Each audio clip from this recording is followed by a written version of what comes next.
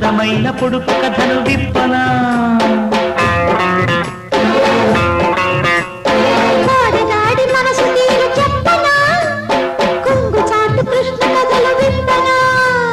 సత్యభామ అలకలన్నీ పాటలంకలి అన్నాడు ముక్కు తిమ్మనా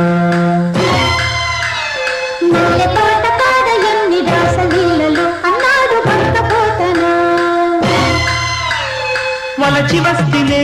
వసంతమాడరే వలచి వస్తినే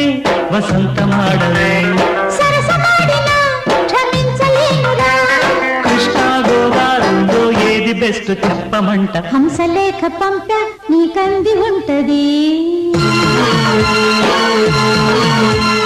పూల బాణమేష ఎదకంది ఉంటది